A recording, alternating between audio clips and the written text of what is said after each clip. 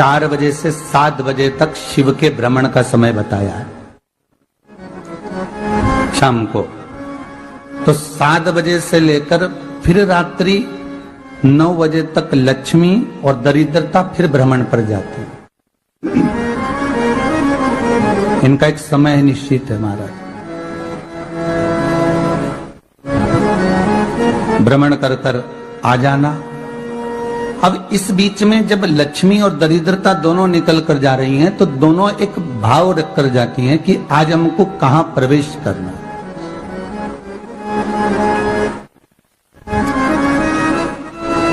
आज हमें किस जगह पर प्रवेश करना है, आज हमें कहां पहुंचना है, आज हमें किस जगह जाना है। और जिस नगर में जिस मार्ग से लक्ष्मी और दरिद्रता निकल कर जाती है, ये दोनों का जब निकलना होता है, इनको स्थान दिया गया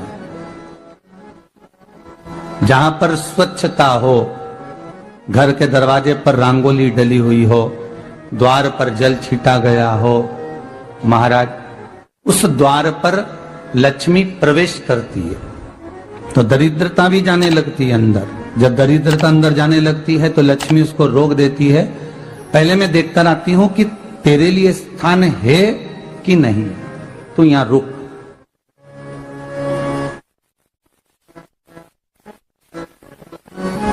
कुछ देर तक दरिद्रता बाहर खड़ी रहती है और लक्ष्मी जी की बड़ी बहन जब दरिद्रता बार बार अंदर जाने का प्रयास करती है तो लक्ष्मी जी कहती हैं, जीजी तू इतनी बड़ी होकर तुझे मालूम है तू तेरा सम्मान होना चाहिए, आदर होना चाहिए, और तू अंदर चली जाए और कोई तेरा सम्मान ना करे तो कितना बुरा लगेगा, इसलिए तू बाहर खड़ी रह। मैं अभी आई। अंदर जाती है और जब लक्ष्मी जी भ्रमण कर लेती हैं, अंदर प्रवेश कर कर आती हैं और प्रवेश कर कर आती हैं तो दरिद्रता पूछती है चले अंदर। तो लक्ष्मी जी कहती हैं, तुझे मालूम नहीं है क्या जीजी कि जिस घर में मैं प्रवेश कर जाती हूं उस घर में फिर दरिद्रता नहीं जा सकती, क्योंकि ये तेरा वचन था, ये तेरा वचन था। अपन दोनों का जब मंगल विवाह हुआ था, मेरा विवाह जब नारायण के साथ में हुआ और तुम्हारा विवाह जब दुस्साह मुनि के साथ हुआ, दरिद्रता का विवाह दुस्साह मुनि के साथ हुआ। जब अपना दोनों का विवाह हुआ था तो अपन दोनों ने एक वादा करा था कि जिस घर में लक्ष्मी प्रवेश कर जाएगी उस दिन फिर दरिद्रता नहीं जाएगी, और जिस घर में दरिद्रता प्रवेश कर जाएगी उस घर में फिर लक्ष्मी नहीं जाएगी। अब जब मैं अंदर देख कर आ गई हूं तो तू अंदर नहीं जा सकती, अर्थात लक्ष्मी के चरण जिस घर में पड़ गए उस घर में फिर दरिद्रता प्रवेश नहीं कर रही। चलते चलते फिर दरिद्रता ने देखा और लक्ष्मी जी इसको लेकर गई और लक्ष्मी जी ने देखा कि इसके दरवाजे पर जल नहीं छीटा गया, इसके दरवाजे पर ना रंगोली डली है, इसका द्वार साफ नहीं हुआ, इसके द्वार पर दीप नहीं है, इसके द्वार पर कलश नहीं है, इसके दरवाजे पर ढेर सारा कचरा पड़ा हुआ है, कोई स्वान कोई कुत्ता गंदगी भी कर कर चला गया है, कहीं बिल्ली ने गंदगी कर रखी है, कहीं जीवों ने कुछ गंदा गिरा रखा है। तो फिर लक्ष्मी जी कहती है, जीजी अब मैं होकर आ गई थी ना, अब तू जा, तू होकर आ। और दरिद्रता प्रवेश करती है तो अंदर जाकर क्या देखती है दरिद्रता कि इतनी सवेरे से मैं घूमने इनके दरवाजे पर आई और ये तो सब चादर तान के चकाचक गुर्राटा भर भर कर सो रहे हैं। तो दरिद्रता कह देती है, तुम्हारा भाग्य ही बेकार है, तुम्हें क्या करूं, तुम ऐसे ही सोते रहो। और दरिद्रता गुस्से में बाहर निकल कर आती है, लक्ष्मी से कहती है, लक्ष्मी तू इसके घर में जाना ही मत ही। तो दरिद्रता को कहती है, जीजी तेरी बात नहीं मानूंगी क्या मैं? लक्ष्मी जी बोली, मैं तेरी बात नहीं मानूंगी, बिल्कुल नहीं जाऊंगी इसके घर में, तू चिंता मत कर, चल आगे चल। फिर आगे बढ़े। ये लक्ष्मी और दरिद्रता का प्रवेश है। आपके घर का द्वार, आपके घर का दरवाजा। फिर निवेदन करूंगा एक बहुत सुंदर बात, हमें महाराष्ट्र से सीखना चाहिए, हमें साउथ से सीखना चाहिए, दक्षिण से। जिस समय पर भक्ति देवी यमुना जी के घाट पर रो रही थी अपने पुत्र ज्ञान और वैराग्य को गोदी में लेकर समय देव ऋषि नारद ने प्रश्न किया था कि तुम कहां पर पोषित हुई हो, तुम्हें ऊर्जा कहां से प्राप्त हुई? तो कहा मैं गुजरात से तो चली हूं। और वहां से चलती चलती भक्ति देवी कहती है मैं बहुत दुखी होकर, बूढ़ी होकर, द्रवित होकर, बड़ी दुख में वहां से चलते चलते जब मैं महाराष्ट्र में पहुंची तो मैंने वहां जाकर देखा कि वहां पर लोग हर पल हर घड़ी ब्रह्म मुहूर्त में उठकर स्मरण करते हैं, नाम जाप करते हैं और दरवाजे पर जल छीट कर रंगोली डालते हैं। तो कह रही है कि वहां पर मैं थोड़ी अवस्थावान होने लगी, वहां मुझे अच्छा लगने लगा। फिर जब मैं और आगे पड़ी, दक्षिण में जब पहुंची, वहां पर जाकर मैंने देखा कि सुबह से उठकर मंगलाचरण, मंगला स्तोत्र और वेदों की ध्वनि होने लगी। वहां पर मैं और आनंदित हो गई। हमें कुछ चीजें महाराष्ट्र से सीखना चाहिए कि वहां रहने वाले जो भगत हैं, वारकरी संप्रदाय के जो भक्त होते हैं, वैष्णव जो धर्म के भक्त होते हैं, उनका नियम है सवेरे के समय घर में पानी है कि नहीं है, पर जब भी वो घर का दरवाजे के बाहर थोड़ा ना थोड़ा पानी तो छींट ही देते हैं। और छींटने के बाद फिर वहां पर अपने यहाँ तो दिवाली पे रंगोली बनती है जी, और वहां पर रोज की रंगोली बन जाती है कि कभी हो सकता है परमात्मा राह भूल कर हमारे घर में प्रवेश कर जाए, इसलिए वहां प्रतिदिन की रंगोली, प्रतिदिन।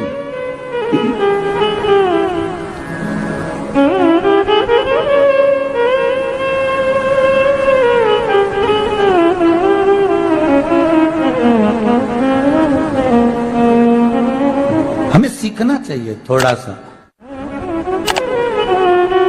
आज के जमाने में तो बहू अपने कमरे की झाड़ू लगा ले, वो भी बहुत बड़ी बात है। हो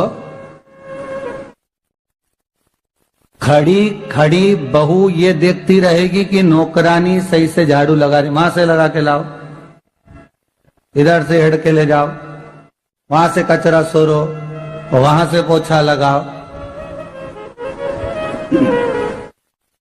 खड़ी रहेगी, उंगली से बताती रहेगी, पर इतना नहीं बनेगा कि सेविका से, नौकरानी से, दासी से कह दे कि तू मम्मी पापा के कमरे की लगा ले, मैं मेरे कमरे की लगा लूंगी, तू जा उधर। थोड़ा दया का भाव अगर होता तो उसके मन में भी आता कि मेरी बड़ी सेठानी तो अपनी जगह पर है, पर छोटी तो सेठानी की भी बड़ी सेठानी है जो मुझ पर करुणा करती रहती है।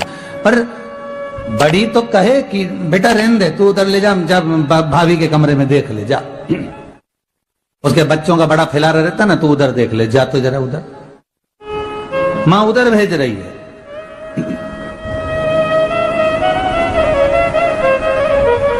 थोड़ा सेवा का भाव हमारे भीतर हो। और एक निवेदन तो हमेशा करा है और अब आज भी करता हूं, पूरे घर की सफाई करवाओ, पूरे घर में तुम पोछा झाड़ू जो चाहे करवाओ, मना नहीं है। पर एक निवेदन है, रसोई घर के अंदर बहू और बेटी ही जाकर भोजन बनाए तो अन्नपूर्णा सदा कृपा करती है महाराज। बहू और बेटी ही।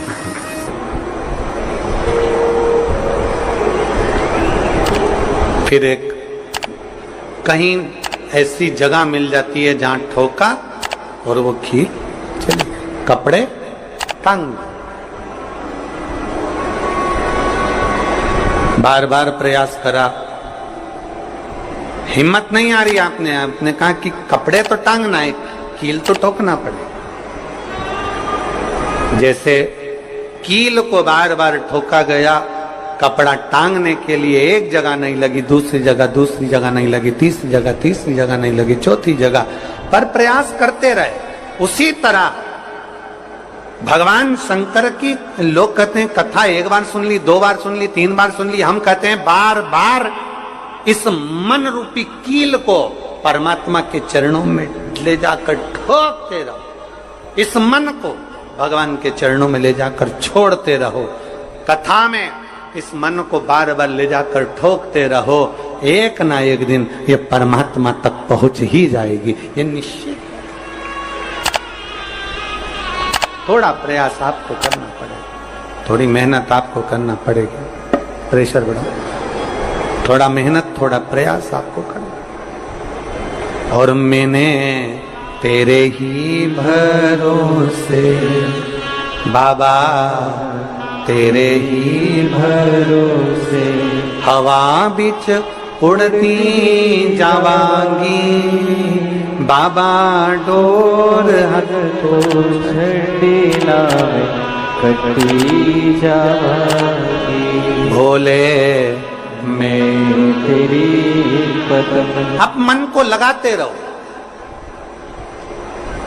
शिव महापुराण की कथा में चित्त लगाते रहो। टीवी खोलो तो शंकर की कथा ढूंढो, टीवी खोलो तो ये देखो कि आस्था चैनल पर कहां कुबेरेश्वर महादेव आ रहा है, कहां कुबेर भंडारी आ रहा है।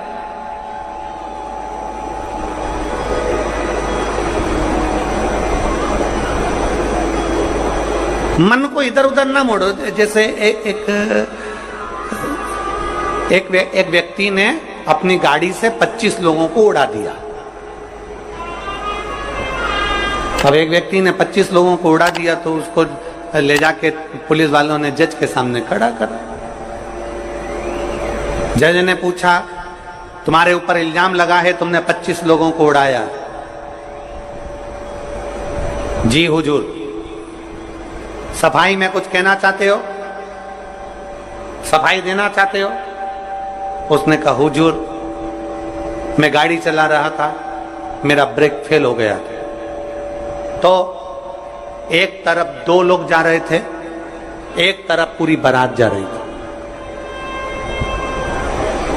अब आप बताओ हुजूर, जज साहब, मुझे गाड़ी का हैंडल कहां घुमाना था? जज साहब ने कहा, 25 लोगों से तो अच्छा था कि 2 लोगों पर गाड़ी चढ़ाता, 2 लोगों को उड़ा देता, पर 25 क्यों उड़ाए तूने? जज साहब आप बिल्कुल सत्य कह रहे हो, मैंने अपना हैंडल 2 लोगों की ओर ही घुमाया था, पर वो बारात में घुस गए थे। मैंने तो 2 के लिए ही हैंडल घुमाया था, पर वो बारात में घुस गए। हम भी ऐसे ही हैं। हमें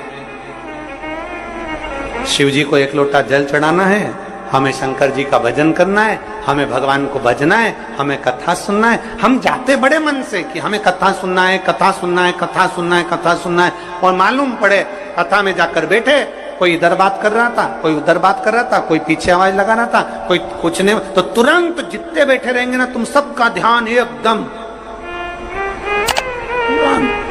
उसी जगह पर मन जाएगा कि कौन ने क्या बोला, कौन ने क्या करा। अरे भाई, तुम आए कहां पर हो? भगवान शिव की कथा को सुनने के लिए। तुम आए कहां पर हो? शंकर को अपने दिल में बिठाने के लिए। तुम आए कहां पर हो? शिव तत्व को जानने के लिए। और अपने चित्त को हम भटका रहे हैं, अपने चित्त को इधर उधर लेकर जा रहे हैं, वो श्रेष्ठता नहीं।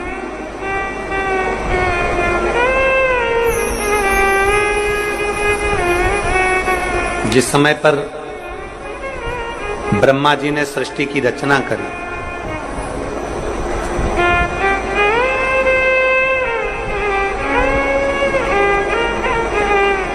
सर्वप्रथम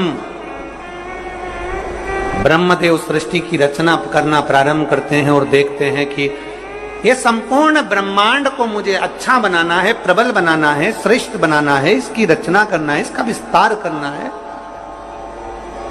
उन्होंने सनकादि ऋषियों को प्रकट कर,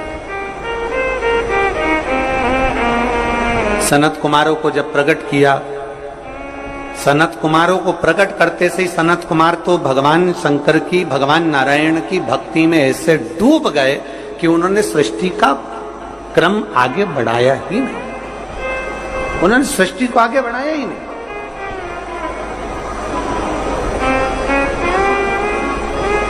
अब ब्रह्मा जी के मन में बड़ा दुख हुआ,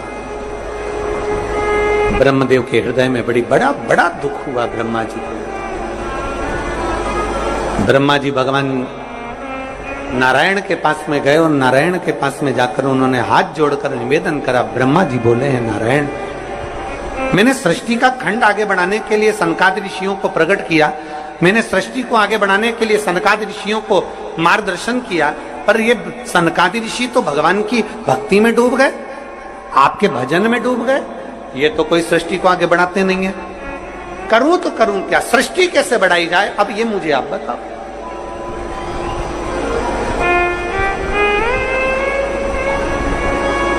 शिव कथा कहती है,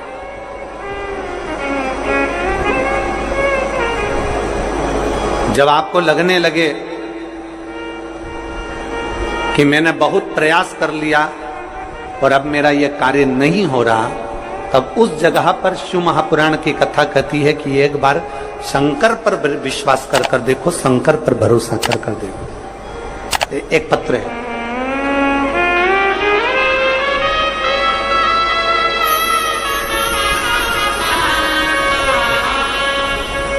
मेरा नाम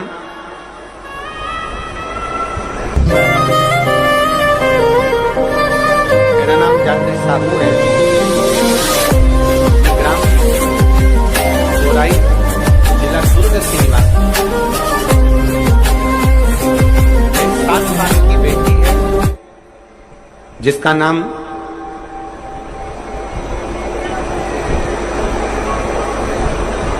नीला है। 7 वर्ष की बेटी है। कहीं बैठी हो तो हाथ हिला सकती है। मेरा नाम जात्री साहू है, मैं ग्राम बोराई, जिला दुर्ग की निवासी हूं।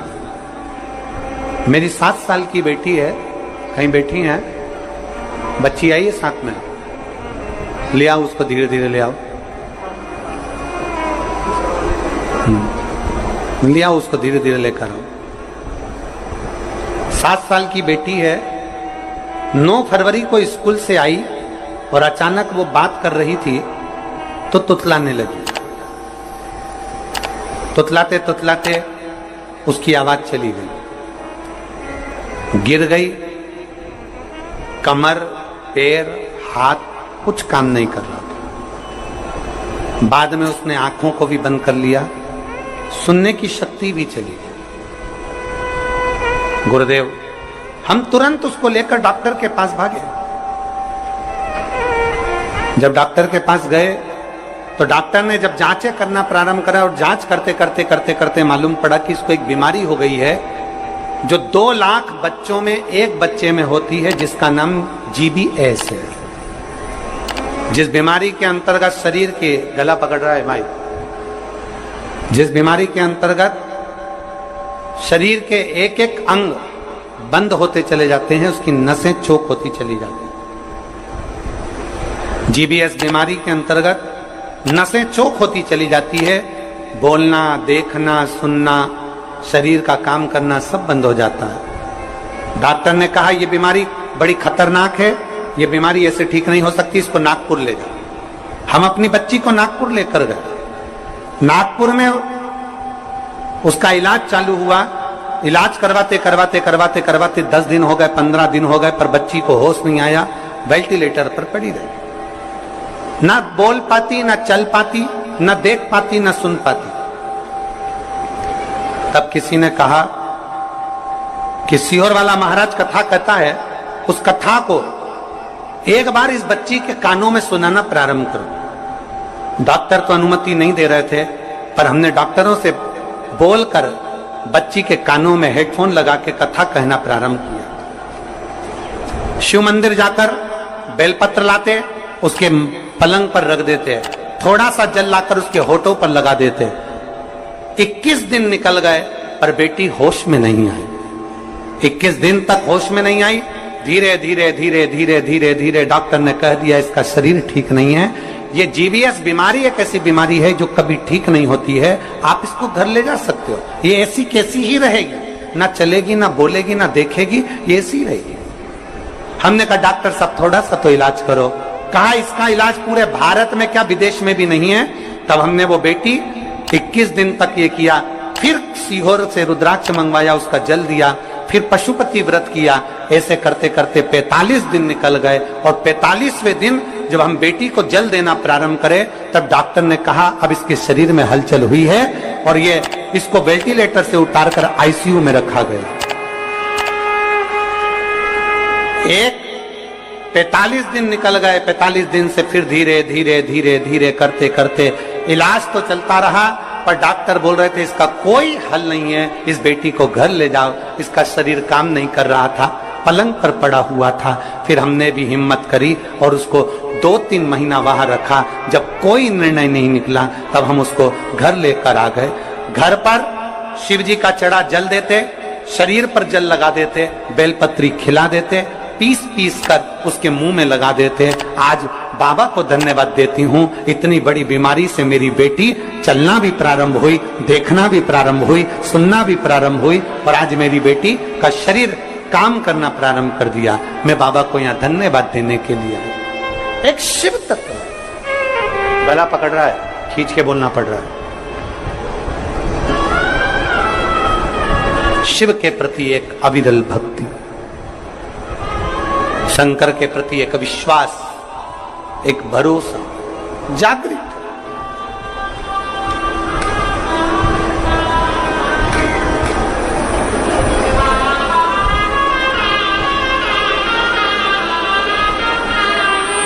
एक लाइन इन्होंने बहुत अच्छी लिखी है, बाबा मेरी बच्ची को और मुझको 4 महीना जो देखना पड़ा, मैं भोलेनाथ से केवल ये प्रार्थना करने के लिए आई हूं कि ऐसा कभी किसी बच्ची को और किसी मां को देखना ना पड़े। बस इतनी कृपा करूं। शिव ओघड़ी है, शिव त्रिकालदर्शी है, शिव शंभु ओघड़ी त्रिकालदर्शी कैलाशी अविनाशी। ब्रह्मा जी कह रहे हैं सृष्टि कैसे बढ़े,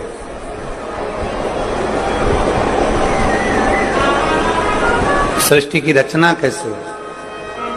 भगवान नारायण ने कहा कि आप एक काम करो, भगवान शिव के पास में जाओ, शंकर जी के देवादिदेव महादेव के पास में जैसे ही पहुंचे, भगवान शंकर से प्रार्थना करी ब्रह्मा जी ने कि मैं सृष्टि को कैसे बढ़ाऊं, मैं सृष्टि की रचना कैसे करूं, इसको बढ़ाऊं कैसे, क्या करा जाए। भगवान शंकर ने कहा